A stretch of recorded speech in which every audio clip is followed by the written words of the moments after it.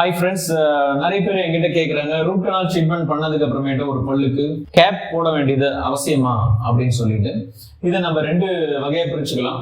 முன்பல், அதாவது முன்னாடி இருக்கிற ஒரு ஆள்பொருள், சிங்கப்பல்ல இருந்து சிங்கப்பல் வரைக்கும், அதே மாதிரி கீழே சிங்கப்பல்ல இருந்து சிங்கப்பல் வரைக்கும். இப்போ பல்லுக்கு நாம ரூட் கனால் ட்ரீட்மெண்ட் பண்ணணும் அப்படின்னா சுச்சுவேஷனுக்கு தகுந்த மாதிரி நாம டிசைட் பண்ணிக்கலாம். சில சமயங்களில் கிரவுன் தேவைப்படும், சில சமயங்களில் கிரவுன் தேவைப்படாது. ஆனா அதுக்கு பின்னாடி இருக்கிற பல்லு, கடவா பல்லு, மற்ற பல்லுக்கு ரூட் கனால் ட்ரீட்மெண்ட் பண்ணீங்க அப்படின்னா கட்டாயமா அதற்கு கிரவுன் அல்லது ஃபுல் அக்ளூசல் கவரேஜ் அப்படின்னு சொல்லுவாங்க.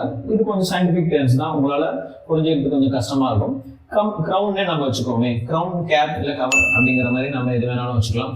ஆனா அப்படிப்பட்ட ஒரு விஷயத்த நாம ரூட் கனாலுக்கு பிறகு இந்த பின்னாடி இருக்கிற பல்லுகளுக்கு நம்ம கண்டிப்பா செய்ய வேண்டும். ஏன்னா ரூட் கனால் பண்ணதுக்கு அப்புறமேட்டு பல்லு நம்ம ரூட் கனால் நம்ம ஏன் பண்றோம் அப்படின்னா, ஒரு பல்லு சேதம் அடைஞ்சிருக்கு. அந்த பல்லு சேதம் அடையும் பொழுது அதுல ரெண்டு விஷயங்கள் நடக்குது. ஒண்ணு, அந்த பல்லோட உருவம் சிதையுது, உள்ளார இன்ஃபெக்ஷன் போகுது. உள்ள போன இன்ஃபெக்ஷனை சரி பண்றது தான் ரூட் கனால் ட்ரீட்மெண்ட். அந்த உருவம் சிதைஞ்சிருக்கு, அது திருப்பவும் ஸ்ட்ரென்த் கொடுக்கறது தான் கிரவுன். ஸோ ரூட் கனால் பண்ணா கண்டிப்பா நம்ம கிரவுன் போட்டுதான் ஆகும்.